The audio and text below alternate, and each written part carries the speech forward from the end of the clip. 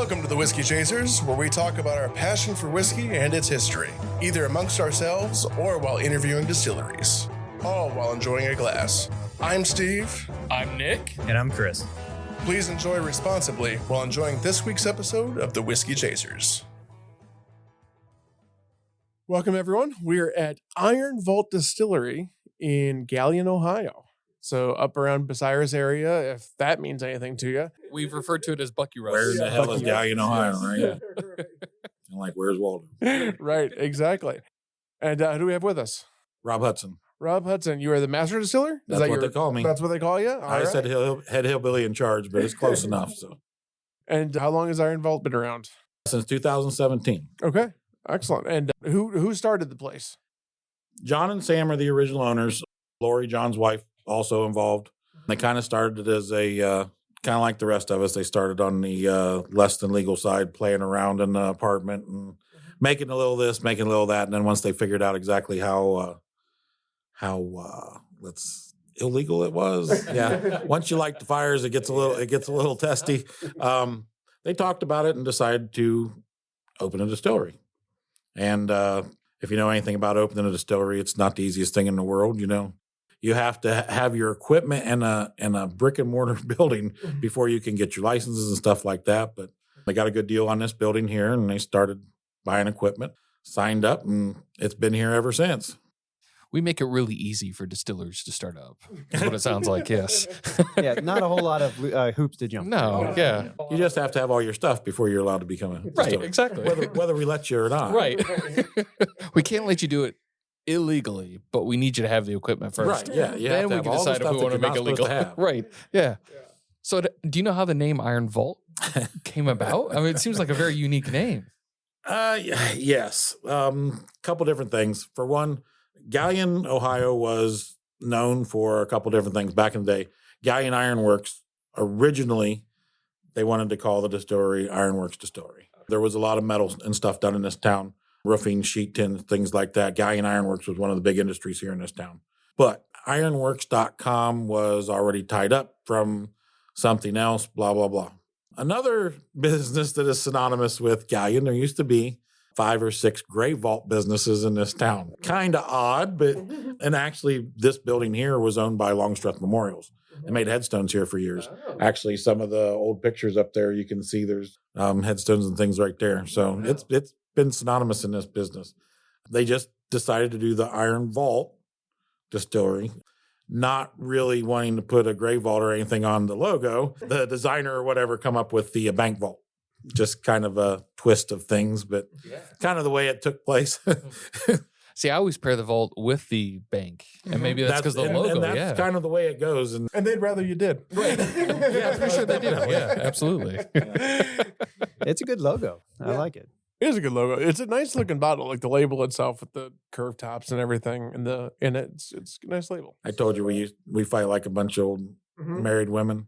That's the one thing. I've got a video one time when we was bottling bourbon, and you can hear me in the background. All bourbon goes in square bottles. That's the way I grew up. I mean, you know, most bourbons nowadays, you know, they're in every shape and size. But back in the day, all bourbon was in square bottles. It's easier to hold. I mean, it just, Plus, it tells you what it is.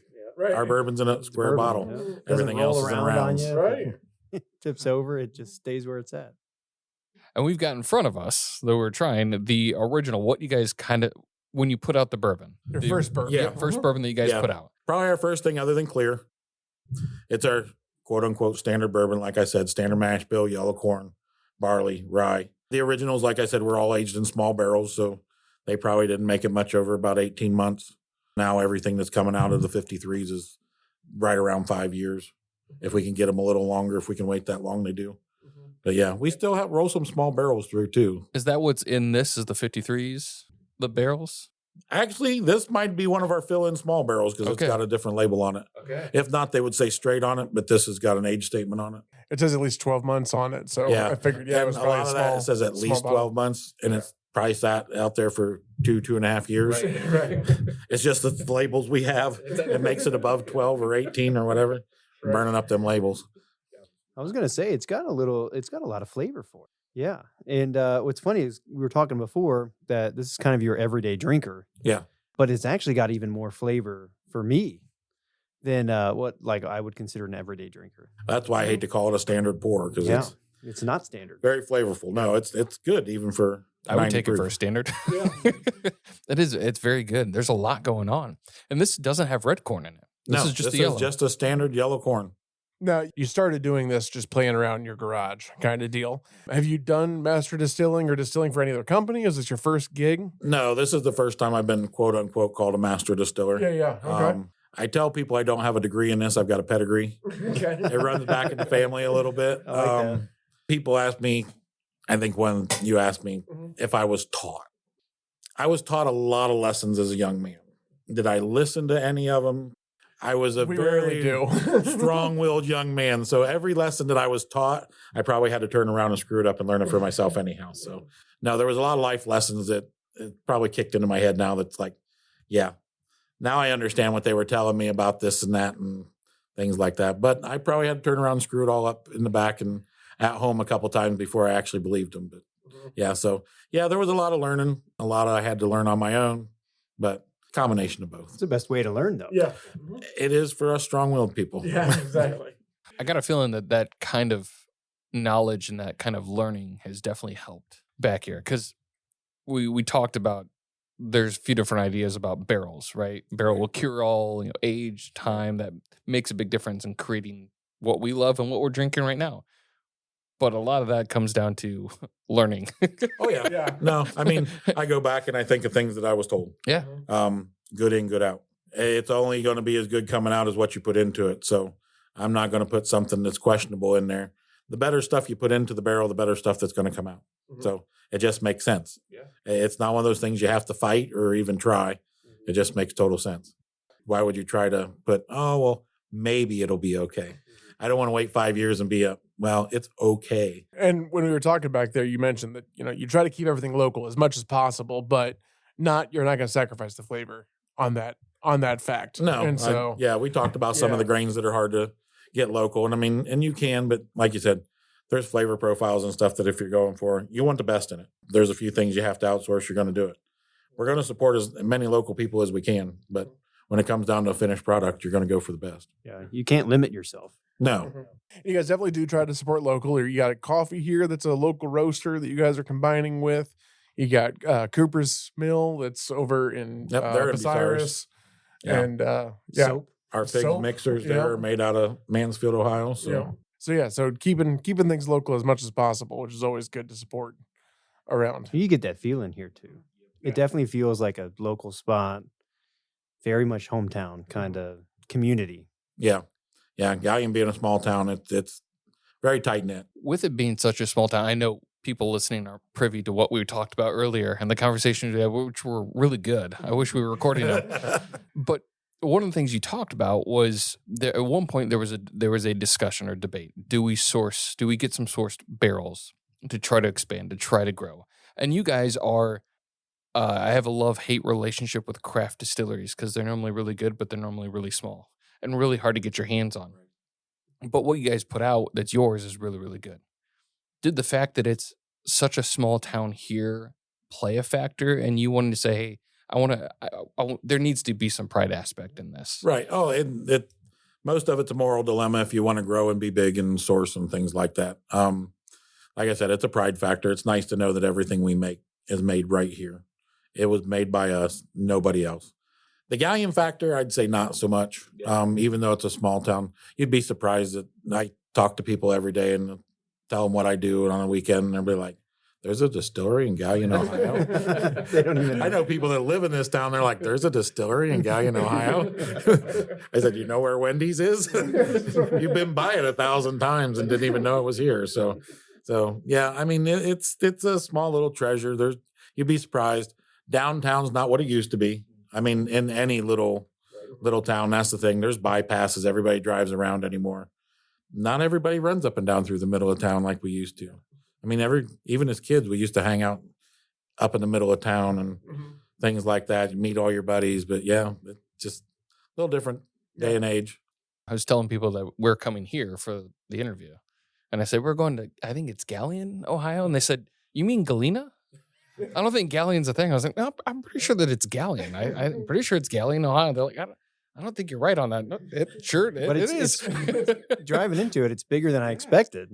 Yeah, I mean, it's back in the day, it used to be even bigger. Of course, there was a lot more industry and stuff here. Of course, a lot of that's gone by the wayside, gone closer to the highways. And of course, we didn't have Route 30 out here 7-8 years ago, maybe 10. I don't know. It's been a minute. But yeah, it was all 2 lanes and stuff around here for the longest time. Now the Route 30's out here. You're getting some industry back. You're seeing more and more. So kind of nice bringing some stuff back to the area. It's definitely fun to watch you guys be a part of that and bringing some stuff back here. It's fun to watch. And okay, so we know some knowledge, some background, insider knowledge of what you guys do past this bottle. And the amount of experimenting, what people would call experimenting now. When bourbon first came out, it was always yellow den corn. That's what we use. And we're learning there's so many different types of corn out there. We first got introduced to Bloody Butcher corn through Jeff the Creed. And they were like, it turned a lot of people away. Like it was really polarizing. It was weird. You guys went from this, your everyday bourbon, which is really, really good and has a lot of flavor, to then adding a bit more that is all locally sourced here too, as far as the grain. Why? Well, once again, they're heirloom corns. They are the corns that go back to what they would originally have used. We talked about moonshine earlier, about anything that you could get to ferment. These heirloom corns are where they came from. The reds, the whites, the blues, the Hickory Kings, the Hoppy Blues, the Jimmy Reds, all this stuff is heirloom corn that grew hundreds of years ago. I even played at home with Indian corn just to see what it would do. I mean, seriously, this is the corn before all the hybrid yellow corns were there. Yep. This is what it was made out of years and years and years ago. You didn't source tons of yellow corn. So, I mean, to get back to the heirlooms, it was definitely some playing, but the flavor profiles that come out of these heirloom corns are phenomenal. They are. They're Jeff the Creed does a great job with their Bloody Butcher, and you're going to have ours here in a second. And it's one of my favorites. I love the flavor from the corn is awesome. The blues are very earthy, not really my cup of tea, but a lot of people love them. The whites are a little more mellow, but they really pick up on any of the background flavors. So you can sit there and use a toasted barley or something like that, and it's going to bring some of that through. Even, like I said, the rye, if you pick your rye from somewhere different other than the Ohio rye we know are bitey. The Virginia rye is a little more mellow. If you can get that rye from somewhere else that gives you a flavor profile, it'll come through a little better. And then you asked while we were standing up there about the Star Spangled red, white, and blue. Okay. That's where it gets its name from. It comes from the red, white, and the blue corn. Mm-hmm. We use all 3. Nice. Use all 3 with the wheated. And it's very complex. All those flavors are there. It comes through a little bit at a time. Types of flavors in one bottle. It takes you a minute to pick them all out, but they're in there. It's fun to watch you get excited about the different types of corn. Well, you can have somebody that drinks a ton of bourbon, and as soon as you give them something like Bloody Butcher, like they've had bourbon for years, they try something like that for the first time, their eyes get big. Like, whoa! So bourbon can really be very different depending on what's put in it. Absolutely. And the fact that you guys are willing to kind of play around with these different grains, heirloom grains, like a throwback, right?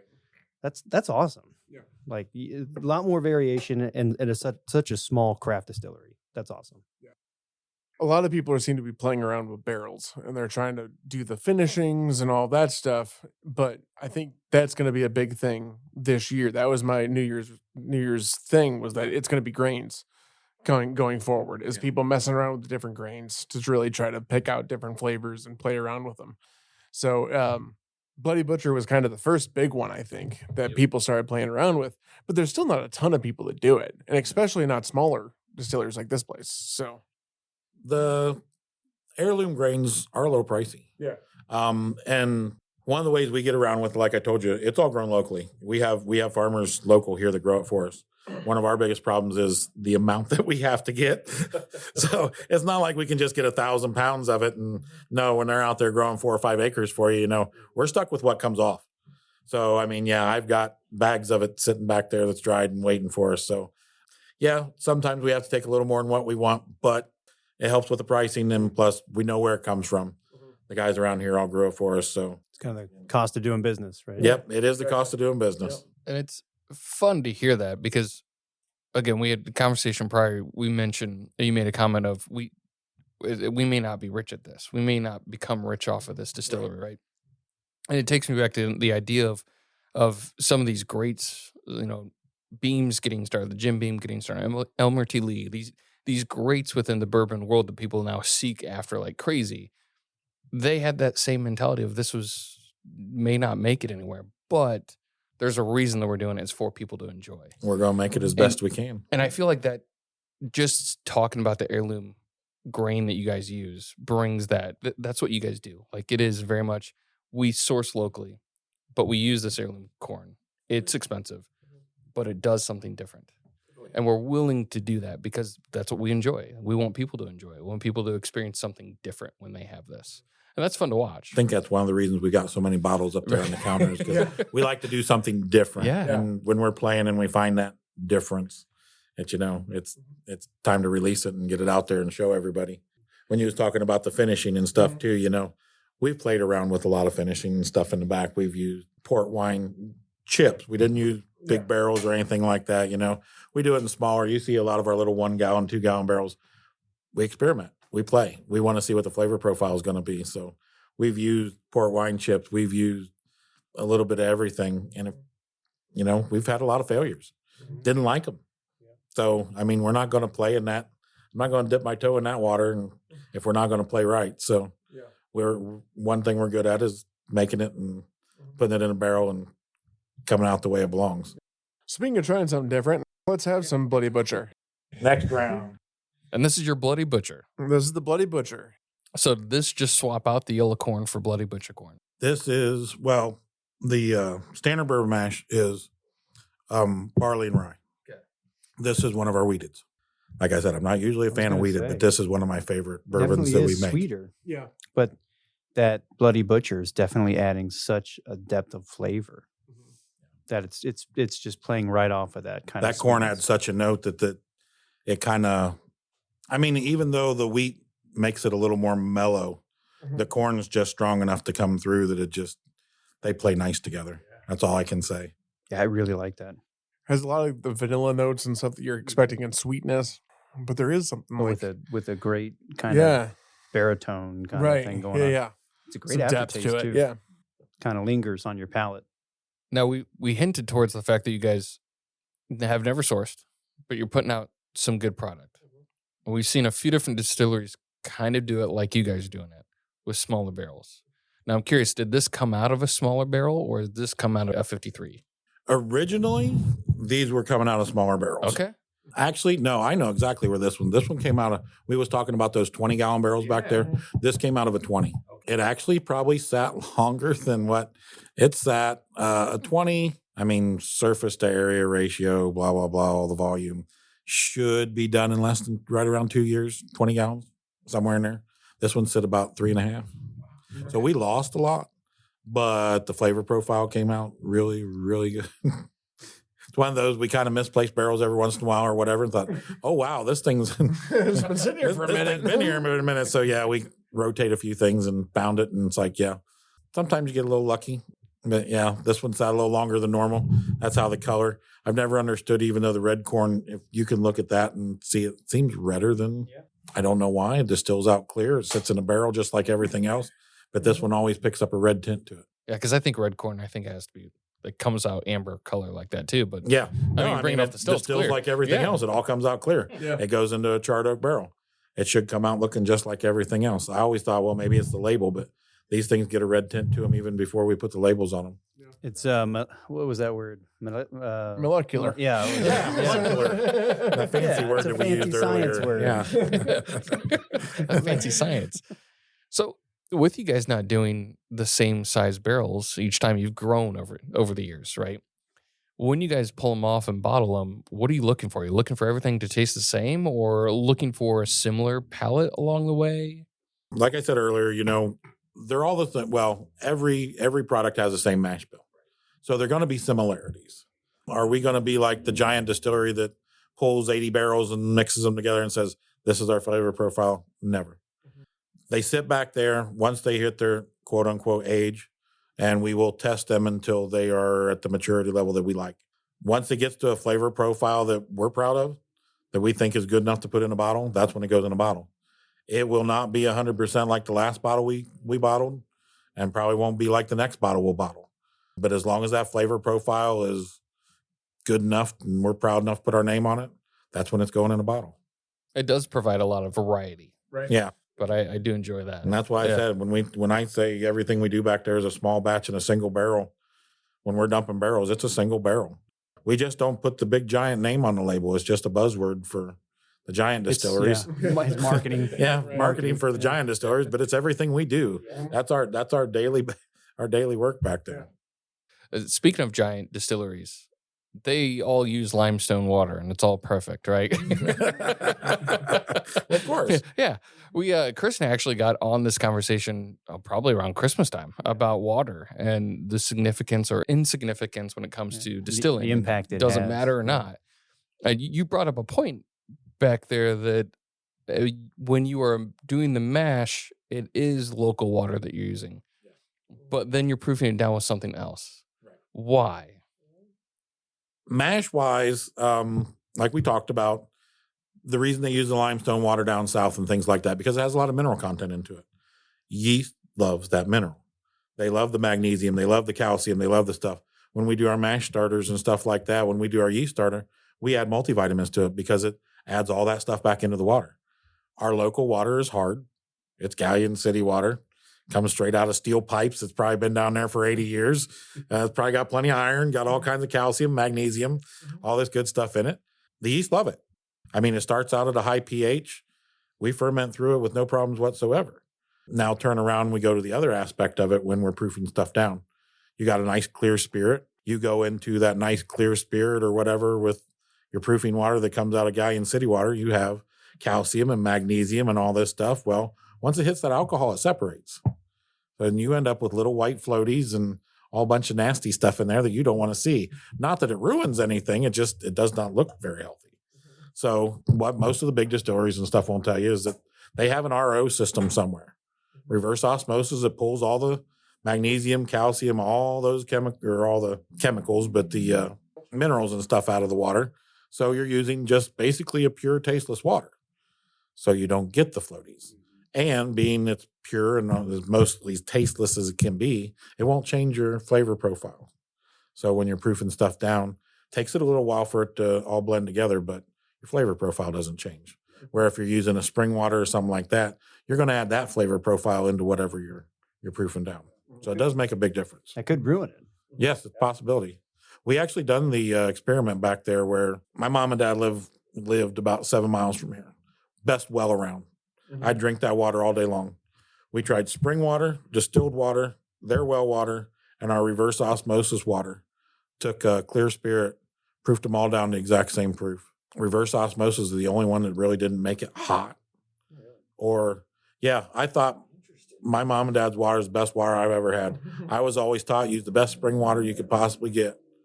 That stuff had a flavor to it. Like, I don't know where it came from, but it wasn't good. I'm like, wow. Well, I guess I was proved wrong, but yeah. I mean, the more tasteless your water can be, the better your spirit's going to be. It just doesn't change the profile. And we were talking about water and the impact it has, and I think that kind of answers our question. So I said we play a lot in the back. We come up with a question like that. We experiment. That's the only way to learn, right? And that's the best way to learn. So after the Bloody Butcher and the Star Spangled, where you're really messing around with all the corns and everything, then you decided to maybe try a double oaked. Right. Is that your next? Is that the next place you went? You could go towards the whiskeys and things like that. But yeah, because you guys also played in some other whiskeys. Well, yeah, because our whiskeys came along after the first bourbons because they turned around and aged in the bourbon barrels. Okay. So like I said, we've been making the single malt whiskey, an American single malt, long before it was ever a classification. So. Well, on the single malt side, I think Steve's excited. I might think have we talked you into it. Yeah. Well, so there's a bit of debate on the podcast about American single malts. Just a small debate. I'm a fan of them. I generally like American single malts. Most of them I like. There is a lot of variation in the American single malt world, so I don't like all of them. But overall, I like the category. Chris is the opposite of that. There's none of them that he's really liked. There have been some that he's tolerated. Yeah. It's a good way to Tolerate's a put good it. way, Yes. way to put it. Yeah. I And- usually don't pull any punches with American Single Malt. And then Nick is somewhere in the middle. He's kind of had some he likes, but probably still not a favorite category. Steve's gone down the rabbit hole. Yeah. I'm at the front of the hole. I'm at the Yeah. beginning, Yeah. and You Chris haven't is like jumped in far both away. feet. Yeah. Yeah. Chris is running in He's the still opposite in the direction. bushes out back somewhere. Steve's always like, "Oh, I got something for you to try." I'm like, "Let me guess. It's American Single Malt." Yep. Everywhere, if I can find one, I'll usually try it. I mean, So- ours mimics a Scotch. It's 100% malted barley, but we turn around and age it in a used bourbon barrel. Okay. So you're going to get some bourbon note to it. Still very mellow, like your malted barleys are going to be, but no peat, no smoke. So a little different on that end. How do you guys decide? Do you do it in the Bloody Butcher barrel, or do you do it? Does it matter to you guys? We've gotten a little more picky over the years. Originally, it was just the original bourbon. We have put them back into like the Bloody Butcher barrels, and because they'll come out and it's got that 20-gallon barrel. It's got single malt in it. It's one of those we pulled out. I was like, wow, that had some great flavor to it. We got to go back into this with single malt. So yeah, we kind of pick and choose our barrels a little better nowadays. Where before it was like we've got an empty bourbon barrel, we're going back into it. So, but yeah, so it will make a big difference on some of the future single malt coming out for sure. Yeah, that is exciting and an exciting idea. Ex Bloody Butcher. It's fun playing around with that idea. Yeah. Versus like, oh, we're gonna. It makes me think of the companies that are trying to source and they're trying to make a name. So let's finish our stuff in something, right? Let's get another barrel from some exotic place and we're gonna finish it in this. Whereas you guys are like, well, let's use what we have, and it almost comes out as a finishing that people would probably like, oh, this is a finished American Single Malt. No, it technically is just an American Single Malt, and it was aged in an X barrel that was a Bloody Butcher, you know? Like I've talked about our yeast program, we run a barrel program too. We try to use each barrel 3 times. Of course, first time, it's bourbon or rye, has to be in a brand new white oak barrel. Second time around, the whiskeys come in. So it's usually a single malt or something like that. We've used some second use barrels now because we're getting too many of them for what we used to use third use for, which used to be like our rum, our aged moonshine and things like that. So some of them are getting upgrade and they go into a second use barrel because we're getting a few too many. But the flavor profile just comes in a little stronger, plus it comes in quicker. In a third use barrel, it used to take so long for a stage some of it out. Kind of nicer now that it actually runs through the process a little faster and we can get product on the shelf a little quicker. So What made you guys decide to do 3 barrels, 3 uses? originally they were talking about 3 uses before I showed up, but being, I don't know, in the industry, we read a lot, we learn a lot, we like to learn a lot. We've read some information and stuff about barrel programs where the old thought was, back in the day, you went in the barrel at 125 proof. 125 proof, get the bang for your buck, comes out, proof it down and go. Now there's a lot of smaller distilleries like us, even some bigger ones, that are going in at lower proof, 106, 110 proof. Each time we go in a little hotter. Thought behind it is we're not using up the barrel near as harsh. You go in at 125 proof, you're harsh. You're soaking into that barrel as hard as you can. You're pulling out as much of the wood tannins, all that sugar, everything out of it. You go in a little lighter, you're not digging in quite as hard. So we go in at 110 the first time. We go in at 115 the second time. So now we're digging in a little bit deeper. We're pulling the flavor profile from what was there before, plus getting into the wood a little deeper and pulling a few more wood sugars, a little more tannins, this and that. Last time you would go in hot and dirty, 120, 125, and try to dig it all out. But you're getting 3 full uses out of your barrel that way and not using it up right off the bat. That's the quote unquote idea. It's worked for our smaller barrels. We haven't gotten the proof out of a big barrel yet. Of course, that's going to take us 15, 20 years. And I don't even know if we'll be above ground by then, but we'll see. But yeah, for the smaller barrels, it's worked pretty good. The second time around, a lot of stuff's come out quicker, better, more flavorful. It's not as used. We had some third use barrels that had rum in them for 2-3 years that didn't hardly change color. So that just tells you how hard they've been used when you're going in at 125 proof. So yeah, it's made a big difference. I think the barrel is one of the most underestimated, underrated parts of whiskey, right? Like you said, throw it in at 125, call it a day, right? Throw it in hot, heavy, and be done with it, right? Get what you need, be done. It plays and interacts. We can move on. But the way you're describing it, you can almost use the barrel as a tool for second and third refills. Right. Of now we went in at a good proof. It still came out really good. Now we can find something else to put it in the second time. Not as hot, but it still comes out good. And then we get a third use. It's a really cool concept. See, I'm wondering if they knew this back in the past, because before the feds changed everything, or they changed the rules to where you could go in at a 125 proof, the maximum barrel proof used to be 107. That's where your Weller 107 comes from. 107 used to be the old school high proof. Yeah. And now if you went in after that at 107, going a little bit hotter, I just wonder if this is something they knew about and didn't tell nobody about, and now it's coming back, or just something we're learning. So you went from American Single Malt, and then you have something called the Franken. Real quick, I know the story about this. Okay. So I want to try the American Single Malt first. Okay. So that you know what it is. Before we start down the other rabbit hole. And then we can talk about So the they're Franken associated thing. together. Yeah. Okay. Steve's okay. like, hold the phone. Okay. And American then, Single 'cause Malt's coming. the Franken thing is really cool. So I and saw it's it an up there. and interesting story. Yeah, I was trying to figure out what we're dealing with up here. You didn't see the drool coming out of his mouth. I did. I was trying to get past that for you, Chris. He's like, American Single Malt. So excited. Boy, guys. It's the one thing he's been looking forward to all day. So your American Single Malt. What do you guys do for this? It's 100% barley. 100% malted barley. Okay. And that's it. That's it. Okay. It is 100% malted barley. We mash it in. No We smoke ferment or it. anything. Nothing There to is dry no it. smoke. There is no peat. There Okay. is nothing added. What are you looking to rely on? Because we've seen a few different people try to American Single Malt, and they rely on, okay, let's dry out the barley with some cherry wood or apple wood or this or that or the other, right? What are you guys going for with this American Single? What was the hope and the goal? Like I said, we've been making it longer than it's been a category here in the U.S. is the single malt. We've been making a single malt.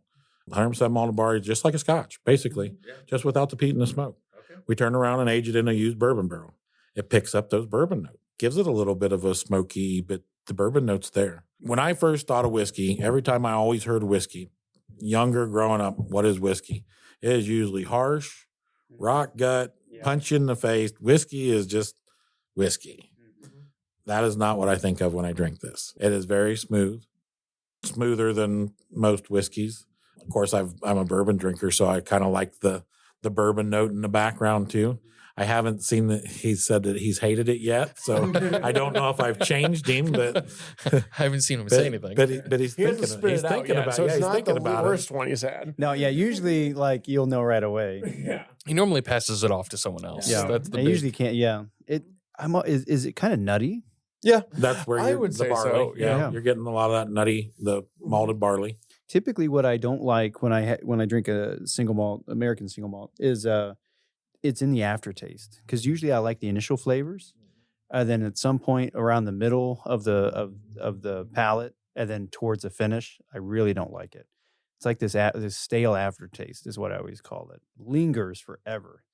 This doesn't do that. Like I said, when we sit back here and age and we test and we try things, and there's a flavor profile. And I know what you're talking about, because there are things when that barrel goes through a certain stage or a change that aftertaste is there, and we don't like it. We won't bottle it. Mm-hmm. Once it gets to a certain point where we're happy from beginning to end, that's when it gets bottled. And that could be part of it, that they're just pulling it. And it's probably something to do with the barley. It's probably a normal aftertaste that comes back from the barrel or whatever. But yeah, that's one of our processes back there that if it's not good from front to end, we're not going to bottle it. I like that. age really doesn't matter to you guys. No, it's more the maturity. Like I yeah, said, there's two maturity. different things. There's an age and a maturity. Age is a number. Yep. And whether it's in a big barrel, small barrel, whatever, age is a number. It's more in the maturity of the spirit, how it interacts with the wood, how it comes out in the flavor profile. I mean, we've tasted stuff that was a couple years old that was really good, that I probably bottle out of a 53, but it's just not ready yet because it hasn't hit its quote unquote age statement. We've got a rye back there we've been testing for 2.5 years, and it's been good the whole way. And we probably could have bottled it by now, but it's still waiting for its 4-year birthday. So it's fascinating going full circle, and you guys might catch on to this. We did a series on age and going through, does age matter? Is age the end all be all? Because when you start getting into bourbon, there's this, especially into whiskey. So you get into whiskey, you get into bourbon. Scotch is this big, like, age matters. It has to matter. Like, older Scotch is amazing. It's expensive, hard to get your hands on. You start understanding how they do it, the age it does make a difference. But the guys that are bottling that are probably not the ones that put it in the barrel. No. So they don't get to see it go full. No, 30 years. Yeah, they don't come to a full maturity and be like, oh, I'm alive and now I get to see my product. But then you get into American whiskey or American bourbon, and it's like, ooh, yours is 2 years old? That can't be that good. Oh, 10, all of a sudden, like 10 years. Oh, now we're talking, this is extremely good. But the way you guys talk about it, it's maturity. It's not age. The age is not the end all be all. It's the maturity of the spirit. Less of a formula and more of Yeah. a method. There is a sweet spot, like on the big barrels and stuff that we found. I mean, you hit 4 years and you try it, and it's you can almost still taste a little newness. I'm a little young. 5 to 6, that kind of goes away. I mean, from there on out, I mean, it's up to where you want it. I'm going to put it out there. I'm not a fan of the 10 plus. There's a lot of them out there. They get too oaky. They get too tannic. They just pick up too much barrel. Now when you're talking Scotch and Irish and stuff like that, totally different climate. Used barrels. They're not picking up the stuff that we get out of the new barrels over here. Hot, dry, new climates, different over here. It's going to pick up a lot of that barrel. And they're blending all that stuff together too, yeah. which changes. Right. Yeah. And when they blend over in Scotland and stuff like that, it's a totally different profile. Those things are a lot smoother. I mean, when you talk about, go to Texas, go for a 10-year Texas whiskey and tell me what that's going to taste like in a barrel after 10 years. If you even have half a barrel left. Yeah, I mean, you get some pretty harsh temperatures down there. It's going to be pretty rough. I mean, we're kind of the best of both worlds up here. I mean, just north of Kentucky, we get a little more cold, but we get a lot of their same climates. So we get a lot of their same aging. That's a plus being around here. I've done told you we lose more water than we do alcohol. We get lucky and our proof goes up. Which makes perfect sense, right? Oh, yeah, it's molecular. Science. Molecular, yeah. Yes. Those fancy science terms. Yeah, I like it. I like this. I like the you do get a lot more bourbon in it. You do, and you get that nuttiness. It's not as there's some citrus notes, which you almost always get with the American Single Malt, but it's not overly citrus. Like you said, nutty, I think is a good word for it. Yeah. It's very much American single malt because it's malt, but it's got the bourbon aspect to it. I think that's one of the reasons ours is a little more American because we go straight to the bourbon. Right. Bourbon is an American thing. So Which I actually really appreciate because we've gotten into the talk or the debate when American Single Malt was just coming out. Right, it was starting to become a thing. And Steve, for some reason, wanted to dip his toes and then dive straight in. So we got into a lot of conversation about American Single Malt, what this could do for the industry, what that looked like. And you see so many distilleries trying to play around with it to make it theirs and make it unique and make it something different, special. And we're going to smoke it with cherry wood. We're going to do this. We're going to do that. You guys really just keep it basic. And it literally is, it's barley. We're going to do that. And then, hey, you know what? We've got X bourbon barrels. Let's just use that to flavor it. Let's use that to play around with it. And it creates this different profile. Like you said, Steve, there may be some citrus in there, but like this is unlike any other American Single Malt that I've had. Like it drinks like a bourbon, but not. It's full on American for me. Like that it's America. I really enjoy it. So this Franken whiskey, what is it? We're ready for the story, huh? Yeah.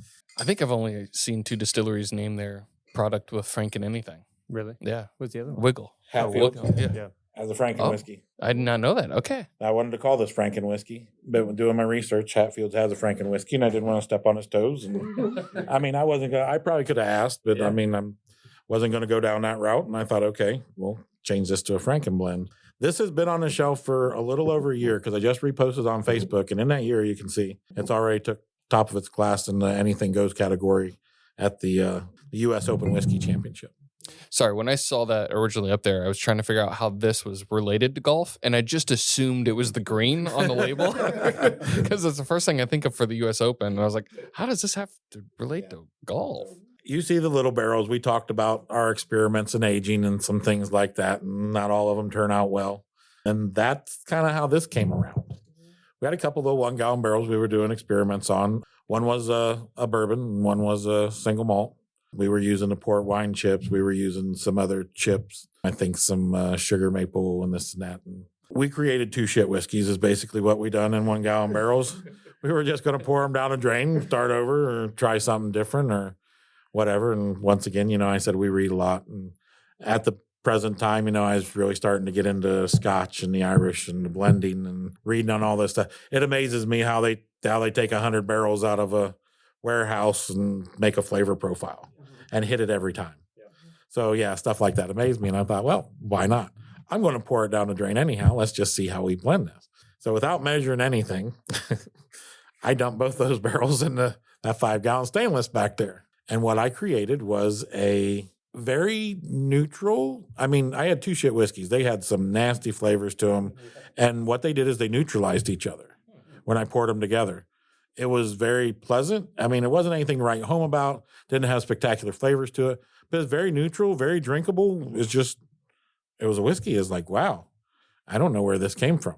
So I'm like, I called the guys back. You guys got to try this. They're like, what is it? And I told them, I'm like, no way. So no, really. So at that point in time, we've been talking about Amburano. That was making its way into the whiskey scene, into the bourbon scene. Everybody's trying it. Hearing the buzzword, Amburano. So what do we got to lose? I got 2 gallons of something back here. I'm getting ready to pour down the drain. So we ordered some chips off of one of our suppliers. Come to find out, it don't take very much. I mean, it's like a gram per liter or something. You can overdo it very quickly. So in the first batch we did. We done the calculations, put it in there, and we left them for about 2 weeks. It wasn't as strong as you think it was. We didn't have a label. We didn't have nothing. We couldn't do nothing with it. So we had a bunch of wine bottles. We put a bunch of them in wine bottles, gave it to people we knew. Here, try this. Here, try this. Here, try this. Same response. Everybody loved it. We'd overdone it a little bit. I mean, it was a little strong on the spice that you get from that Amburano. So the next part was recreating it, especially when you haven't measured anything and you took 2 shit whiskeys and just kind of poured them together. So I went back there with the beakers and everything, and I'll be damned if it wasn't like a 50-50 split of what I just poured in those barrels. Created me a nice little neutral whiskey, because we have some blue corn bourbons, which is what we use in this. Kind of earthy, not our favorite, so we don't bottle a lot of it. So it works great for the Franken blend and the single malt. And then we turn around now when we age this, it only ages on the Amburano chips for about 4 or 5 days. We found out real quick. Yeah. That was one thing when we was down at the Whiskey Festival. There was a few other Amburanos down there. I don't know who brought them, but a lot of people said, you can tell they're overdone. Mm-hmm. You learn that lesson real quick. It does not take long at all. But what we created, I wanted to call Frankenwhiskey, because it's a mashup of just random. We threw it together. Yeah. It was a happy little accident. It turned out great. It's in our top 4 bestsellers in a year. In a year, this bottle it outsells 2 of our bourbons, which blows my mind. Because bourbon's a big buzzword. But yeah, this one right here, it outsells some of the bourbons. So I tell people, when you try it is unlike anything you have ever tried whiskey-wise in your life. It is not what you're thinking of when you're thinking of whiskey. It really isn't. Sounds interesting. And I'm not the guy that gives flavor notes and stuff like that. I mean, they bring tasting notes and stuff out. Anytime I do pours and tastings and things, I want people to make up their own mind. I won't even tell them the tasting notes. It's like, you taste it and you tell me. Yeah. I can tell you what's in it all day long, but I'm just making up your mind. I don't want to do that. I want you guys to tell me what you think of it. And you said this does have the Amburano chips? Yeah. It is basically kind of fruity on the nose. 2 aged spirits, because both the single malt and the bourbon have been aged to their designation. And then we turn around and re-age it with the Amburano for 5 days, 4 to 5, depending on where the flavor hits. Wow, that is a lot of different things going on. So you're telling me this is not an everyday drinker? Then the finish is, and it does leave you with peach, I think, on the finish. Chris, for the smell, I smell peach, and I also think maybe sweet tea. Yeah, like peach and sweet tea, like a peach tea. Yeah. I will tell you, this is I haven't tried it yet. I wanted to mix it with Dr. Pepper and call it the Dr. Frankenstein, but I haven't tried that one yet. Although I got a guy over Marion's got it stocked in the bar, and I had him made me a standard old fashioned out of it. You don't have to use any flavored bitters, no nothing. The flavor through this carries through, and it makes a hell of an old fashioned. This would make a good old fashioned. It does. I mean, that flavor comes through. It's like, wow, that's kind of cool. Those fruity notes like that really add to it. That way you don't have to put a flavored bitter or add fruit or anything like that, and it comes through really good. Yeah, and you guys didn't overdo it with the chips either, I don't think. That was the lesson we learned the first time around. Yeah, you learn that this stuff is very strong and it doesn't take long. No, it doesn't. No. You want it to kiss. I mean, if you've tried any other Amburanos, you know. Yeah. Right. We've had a few that were overdone. You can smell it. Like all the nose. We tend to stay a few away guys from hit it them right, but yeah, if they don't learn, they overdo them real quick. And it's hard to come back from. Oh, it's a good way to ruin a good amount of whiskey. Yeah. Yeah, I really do like that. Yeah. It is so different. The longer it sits, the more peach it becomes. Yeah, I love the aftertaste. It changes, continues just to change. There's a lot of flavors in that Yeah. wood. Yeah. I mean, if you read the bag, the baking spice flavors and the nutmegs and all the stuff that it says on there, it's like, yeah, it's crazy because it really comes through and it's a little bit at a time. Mhm. It's like it kind of pieces itself together. And a good amount of spice that comes back up the throat kind of afterward. A lot of undulations, as I would a say. lot of undulations. Peaks and valleys. Yeah. So you had a It's mistake that turned out really well. And you guys, this is the second bottling of it? Oh no, No. Okay. I've recreated at least 3, maybe 4 times now. So I've got it about down to a science. Okay, I was going to say, have you found it harder and Dr. harder to Frankenstein's got it recreate? just or- about figured out. No. No, it actually is not too hard to recreate. It's pretty easy nowadays. Now that I've got it figured out, like I said, the first time I was worried because all I did was pour a bunch of stuff together, and it turned out, and I'm like, oh, here we go, Now I've got to redo mad it. scientist Right. time. Right. It's alive. I don't know if it's ever going to be made again, but it's really But, good. yeah. That's a good story. Yeah. Yeah. So you have the American Single Malt, you got the blend, you got the different types of corn that you guys go with. You've talked about rye and how Ohio rye is not ideal or the greatest for you guys. Very strong. Yep. Yeah, Ohio rye, like I said, because of the hot, dry climate here, it gets very spicy. I mean, there's nothing wrong with it. A lot of guys like rye guys. Some of them love it. Our rye, like I said, is a little more mellow. Still has the flavor, still has the peppery bite, still has everything you're looking for. Just smoother, a little more mellow. Kind of hit the best of both worlds. That way, you're not killing people with the punch in the face rye, and the people who aren't giant fans of rye but think it has a place Right. still like it. Okay. So I was going to ask you, do you guys try to stray away from the rye? But it sounds like you guys still put out a rye. Oh no, we have a rye Yeah. whiskey up there, and we're Okay. actually. I've got 2 barrels back there. The one I told you we was talking about, we have actually experimented and put a little bit of smoked barley in it. Oh. That one is coming through. That's the one that we've tasted ever since we put it in the barrel, and it's been good the whole way. That was good white dog straight off the still, and it has been good in the barrel for the last 2.5 years. We can't wait till it's done. And there's another one right behind it that is actually aging with some sugar maple chips, Ozark sugar maple, that I toasted in my own kitchen. Really? In the oven? My wife loves that Okay. story. No, I actually have a little toaster oven on the counter, and I thought the one morning I was getting ready for work, bought these Ozark sugar maple chips off of Amazon, whatever, and I thought, well, we're going to test this out. I got to know how many minutes I can put them in there. Not looking for char. I'm looking for a nice toast. Now I put them in there 10 minutes, whatever. I'm getting ready, shaving, brushing my teeth, all this stuff. Not done yet. The wife had left for work. Oh, let's try 5 more. Well, I come out of the bathroom and the kitchen was full of smoke. Oh. It's wintertime. I've got the doors open. I've got the windows open. I'm trying to get rid of this smoke. And I'm like, 15 minutes was a little too much. That's all I got to say. So I learned. Yeah, so I learned. Did I really? No, I done it again, actually, like a day or 2 later. I tried it again and done the exact same damn thing. So did I learn? I told you, is that stubborn? Yeah. Yeah. It takes a few times, right? Yeah, it takes a few times before it sinks in, but Right. yeah, I actually started doing it on the porch after that. I took the little toaster oven outside. I thought I could do it and do everything at once, but obviously not. Yeah. But yeah, they toasted. We actually done a smaller barrel of it and got 2.5 bottles out of it, and it was phenomenal. It was nice and dark, and it pulls. It's a rye with that maple flavor in the background without using. A lot of the guys are using maple syrup barrels. Yeah. They take a barrel, they age maple syrup in it, they bring it back and they redo it. This is a way to get that maple syrup flavor without introducing the maple syrup into it. Probably less Which is pungent. not cheating. I mean, it's not. Everybody does it. A lot of guys do it. I was just looking for a different way to. It's in the wood. Mhm. All that liquid and the flavor is in the wood. It's just like our white oak barrels. That flavors, those sugars are in the wood. Right. So that's all I was doing is just we're using the chips. We've toasted them. We've introduced them to the barrel. So hopefully it comes out as good as the little barrel did. But it's got a couple years yet. So we'll find out. Gotta wait on it. So it sounds like you've got some experiments going on with your rye. Is there anything, are you guys, I don't want to say done, you guys have a lot of offerings. Doesn't look like you guys are ever going to stop. But do you have like experiments kind of on the cusp of being ready to be bottled and looking yeah, down the I'll road? tell you right now, because this won't hit before we release it.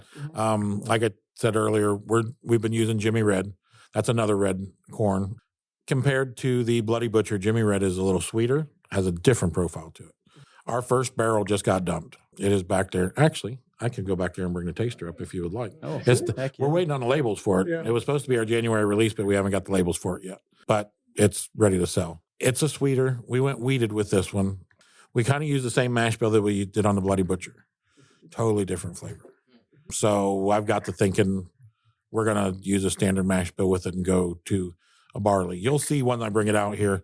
It's very smooth. The corn's kind of sweet and smooth anyhow, not like the Butcher. So it kind of blends into the wheat more. Still decent flavor, but I almost like a little fight there. Yeah. Like I said, I think there's a place for that rye in there. So I think that sweetness with the rye bite and a regular barley, I think it's going to shine through a little better.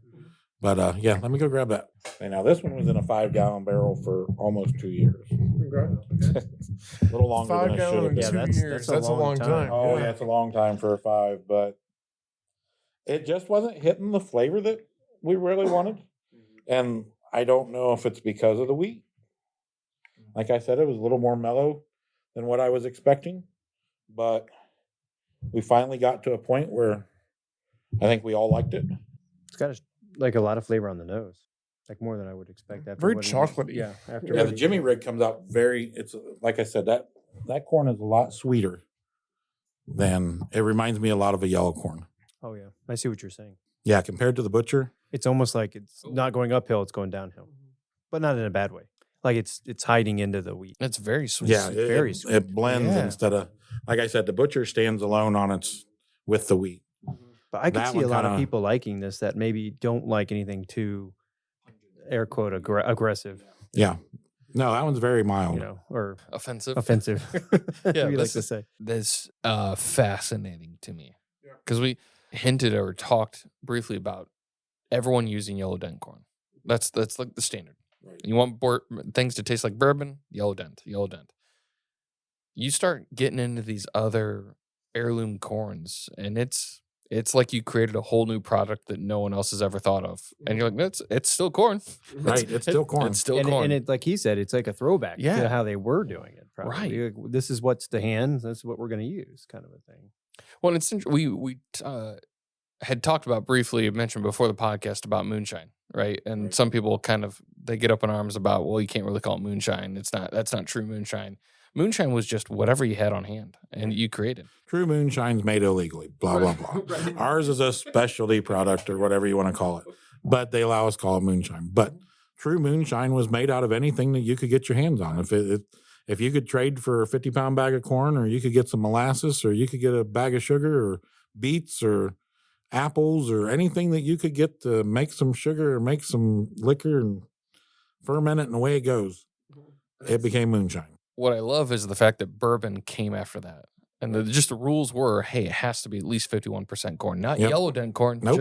just corn, which allowed this mentality to continue of, I have red corn on hand. I have Jimmy red corn on hand extra. Let's make bourbon out of that. Someone else, I've got blue corn on hand. Let's just make that. The history behind the reason of why people started creating these things and why they stuck with it, it kind of gets lost when you're always looking at yellow dent corn. Everything has to be the same thing. Everything has to. You start going after the stuff that they would have used back in the day that we just had extra on hand, or this is what I could trade for.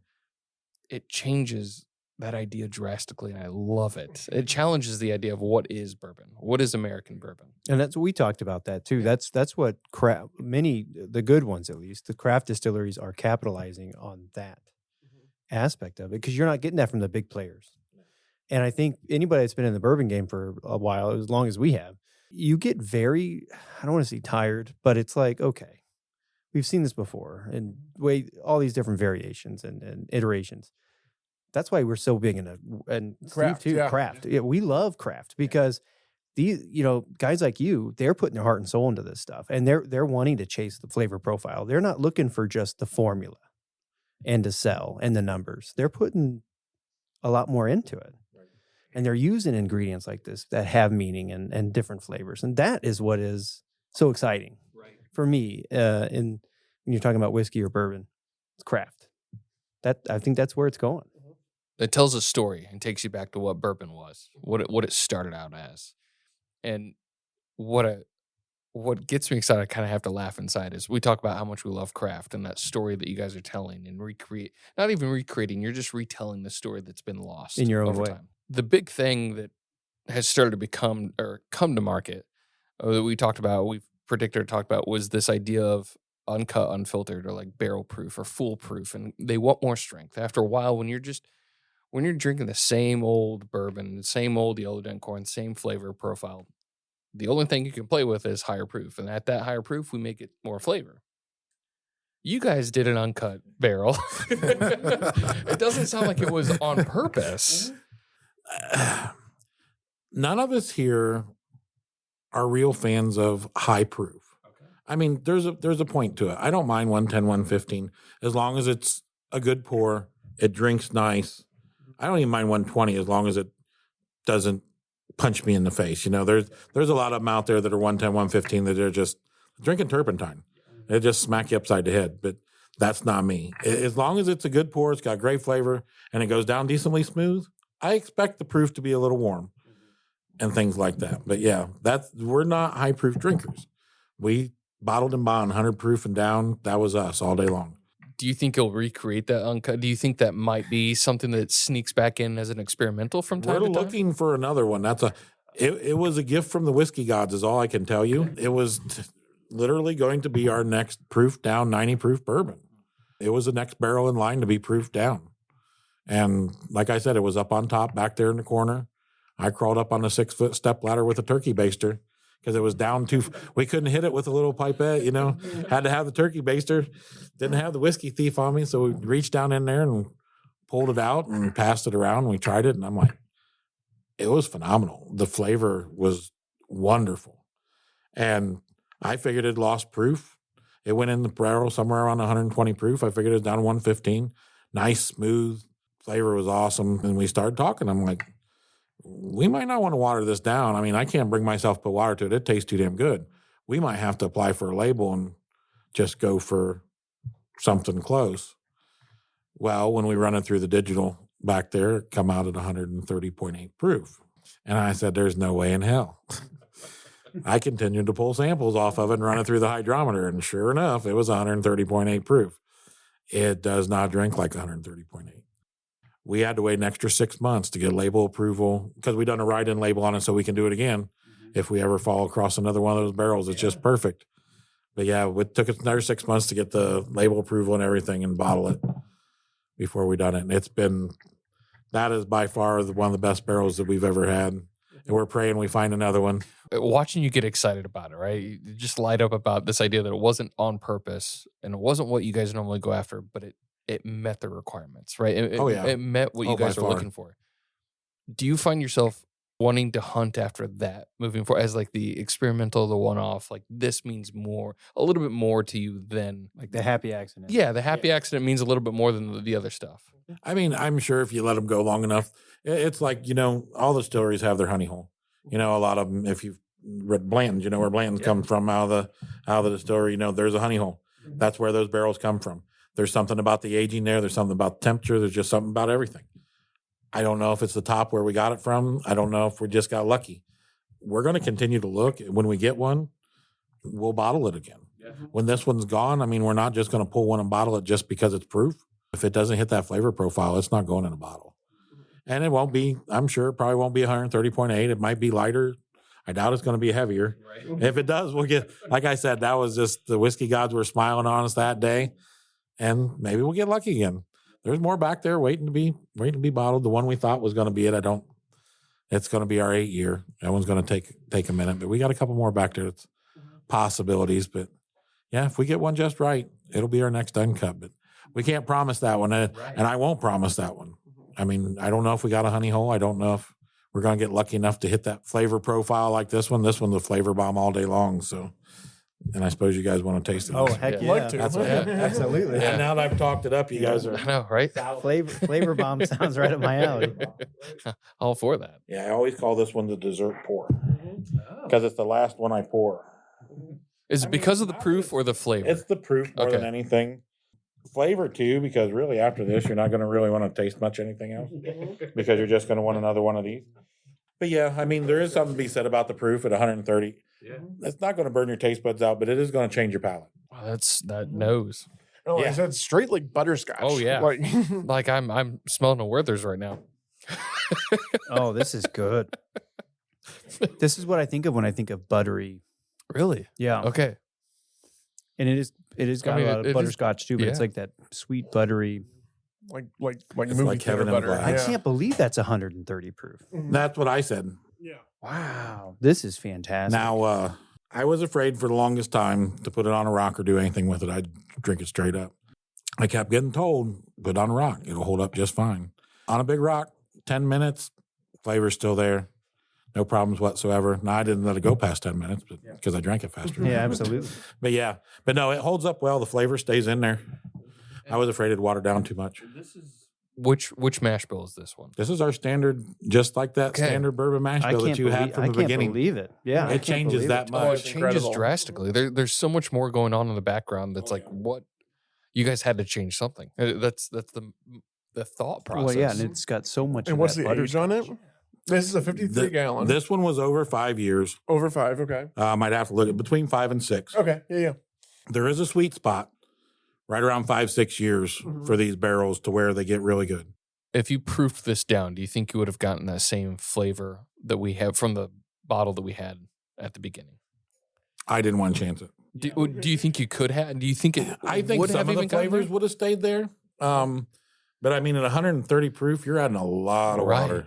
Yeah. I don't think it all would have stayed.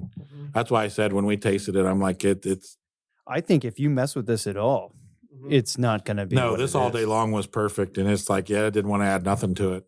So could it probably would have kept some of the flavors, all of it. I doubt it. Like I said, at 130, it would have, that's a lot of water. You guys recognized it and you bottled it, Yeah. and Oh, that's yeah. awesome. And that's Yeah. one of the things I've come to respect the most about craft distilleries. Like the true craft, that they are doing it themselves. They're taking pride and joy. They may not be sourcing grain locally, but they are doing everything, blood, sweat, and tears. They're putting it all in there. Is when you get something like this, you guys don't see money.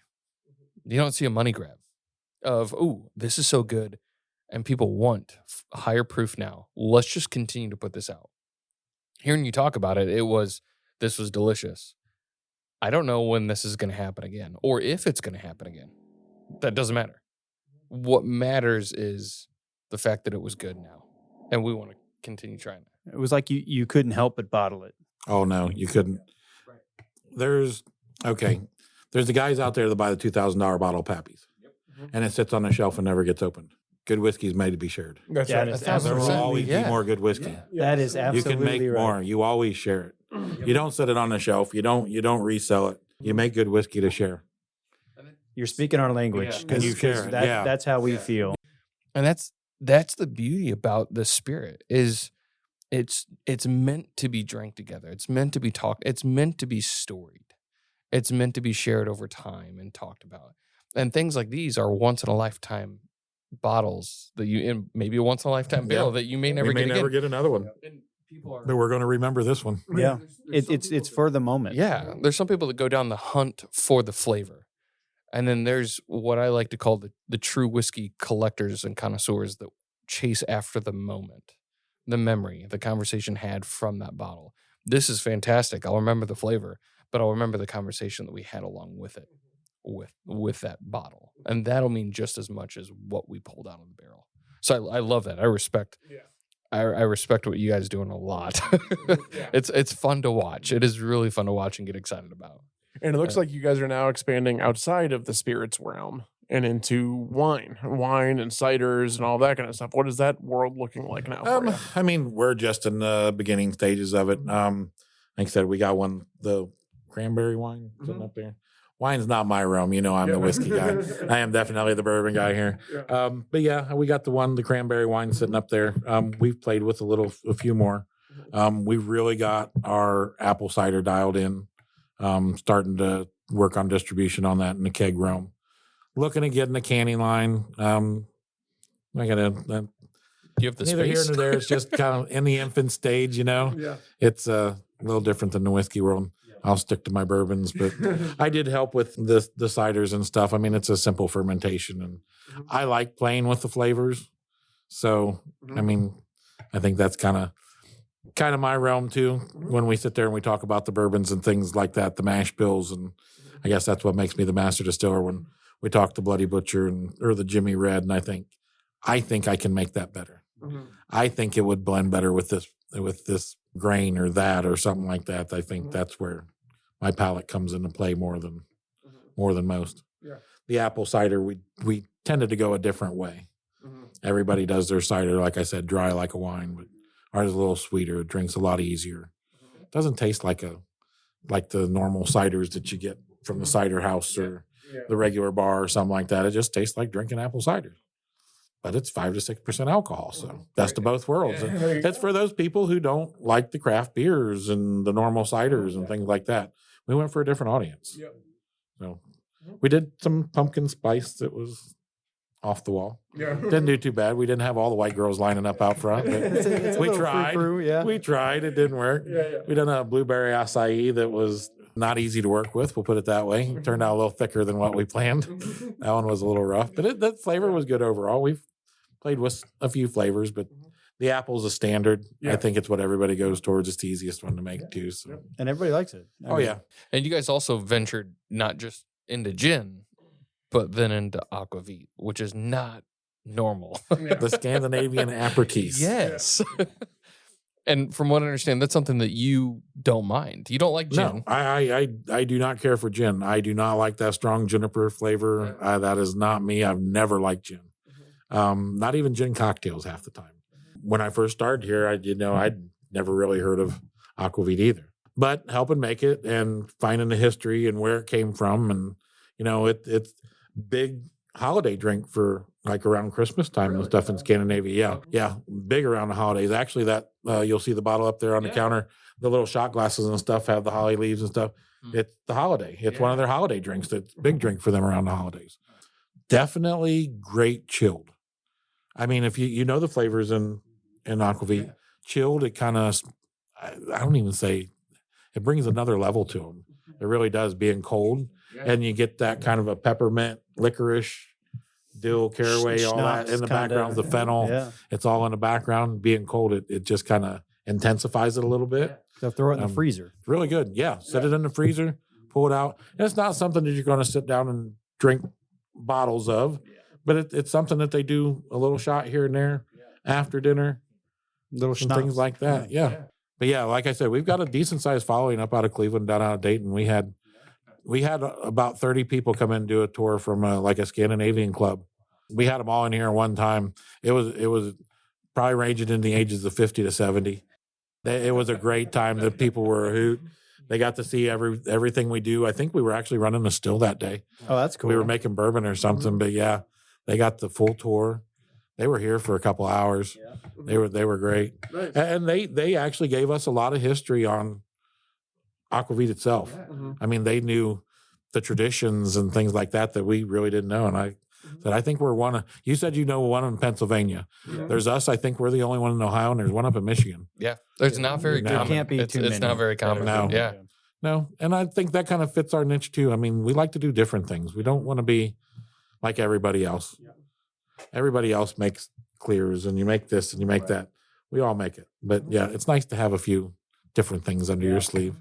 And it's also fun knowing the audience for it and finding those people that have that background, that heritage. Appreciation. They see that appreciation. They go, well, you do that. Oh, we had a guy a couple weeks ago.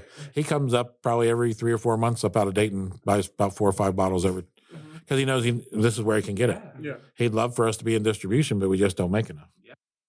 It is really fun to watch you guys start with the bourbon in mind, I'm assuming. And then really taking off from just that to then Bloody Butcher. Okay, now we can play with corn. Okay, now we got Jimmy Red coming out.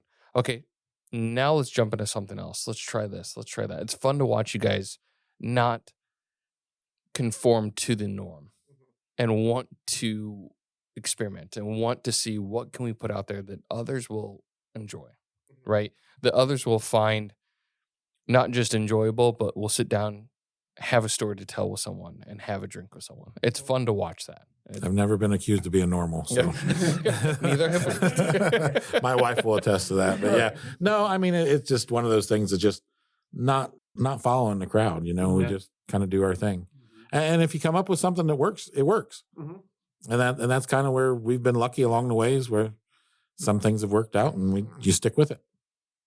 And some things you go, this may be terrible. Let's just blend it together. Oh, crap, this actually turned out good. Right. Let's What just am I going to do now? experiment, see if I can make it good before I throw it away. But yeah, Whereas most people are like, it's bad, just throw it out. You're like, yeah, let's see what I can that's do. what I Yeah. said was funny is when less than a year, because it just came up on Facebook where I shared it, where we could release it. We sent it away for competition. Didn't expect a whole lot out of it. It took top of its class. It's just like I don't know. I don't even know how to explain it other than a happy little accident. Yeah. That's all you can say. Well, we're gonna put all your social links and all that kind of fun stuff in the show notes. But is there anything else coming out soon, or anything events or anything like that you want to plug? First off, the Jimmy Red will be released here in January. Anybody who knows us, we do have a white corn bourbon that will be released in February. The Stoll Evergreen comes out about once every 2-3 years. Depends on how often we do it. And we just bottled one. So it'll be released in February. After that, I do have a barrel out there that we put in, I called Distiller Select. It was something that I come up with on my own, using a little white corn out of Eastern Kentucky. I was born, bred, and raised here in Ohio, but my roots run deep in Eastern Kentucky. Got a lot of family left down there. And the white heirloom corn down there was Hickory King. And it was a big moonshine corn. And it's something I've used to create a bourbon with. A little different, using white corn. That's unique. I used some kiln dried barley, some good rye. So yeah, That sounds interesting. it ought to be interesting. Is all I got to say. So we'll see. Have you tasted it? Have you tried it? It's just now coming to its age limit, and I haven't touched it yet. Okay. Has And that been really hard for you to do? Yes, it has. But it's sitting outside. It's cold outside right now, so Yeah. it's out there in the quote unquote rick house. Yeah. So it's been nasty here last couple weekends, so we haven't touched it. So I've been thinking about it though, because I'm like, I could see like, oh, yeah. She's I coming wanna get soon it. inside. Okay. Trust me. You're gonna have to let us know when that comes Yeah. out. Yeah. Yeah, That sounds one super will- interesting. Like I said, I actually designed the label for it a year ago. In terms of being able to get your stuff, where are you distributing? I know you can buy As it of here, now, here. as of now, it's just here at the distillery. Okay. We're working on, and I'm pushing for trying to get a little more distribution. But I mean, being a small craft distillery, we just don't make enough to stay in distribution. Right. I can probably push it out there, but as it sells, if it sells out, I don't know when I'm going to have enough to replenish. I'm not buying barrels to replenish, so we're making it good. So, but I think if we can get out in distribution, people can see it and say, that was good. Where can I get it? I might have to drive to the distillery. Might get us a little more traffic, but Can you do anything online or not? not in the state of Ohio, I didn't think so. unfortunately. Okay. Yeah, Ohio. We're really good at working that. Now I've heard they are working some angles on that. I don't know how far along or how true it is, Right. but I know there's other states that have it approved and going. So Yeah. maybe someday Yeah. we'll be able to sell online. That would make our distribution a lot easier, especially for any of the small craft guys like us. Because I mean, that's the hard part is I dump a barrel, it's 200 and some bottles, you know. I Can't throw spread that 100 and some to the state. I only got 100 left. I run out in 6 months. With my next barrel due, I don't know, Yeah. and then I'm out. Yeah. So yeah, it's a little tough. It's nice to keep it all here. It'd be nice, of course. Like I said, we're never going to be rich, not monetarily. We're rich in spirit. Successful. If you come here, you've got several bottles lined up to taste. What's the tasting cost look like? State of Ohio forces us to charge like $3 for 4 quarter-ounce pours. There you go. Exactly. Yeah. Okay, But yeah, so it's I not mean- it's not a bad deal. No, it's To not a come bad here and deal. be able to try these things. Yeah, Right. You try the stuff, you're going to want to buy some. right, 1,000%. Say if it was up to us, we'd pour all day long. Yeah. I just enjoy the craft. I enjoy sharing what we do. I love telling the stories. You do tours on the weekends or okay? Most definitely. We're open Thursday, Friday, and Saturday. Saturday's the best day. We're here noonday. I'm here every Saturday, so you get the hillbilly tour if you come in on a Saturday. I always said there's two different tours. So you either get the nerdy tour, the scientific tour from either of the other owners, or you get the hillbilly tour from me. So There you go. It's worth it. Yeah. Then I bring them up and I tell them, I said, now it's time for the second best part of the tour is the tasting.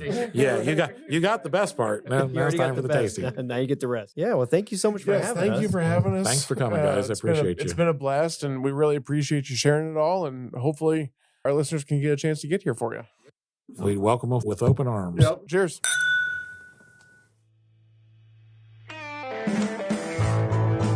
Thank you for listening to the podcast. If you want more great content and other perks, be sure to support the show by clicking the link in the show notes. We can be reached on our website, whiskeychaserspod.com, with any ideas for the show. Thanks again.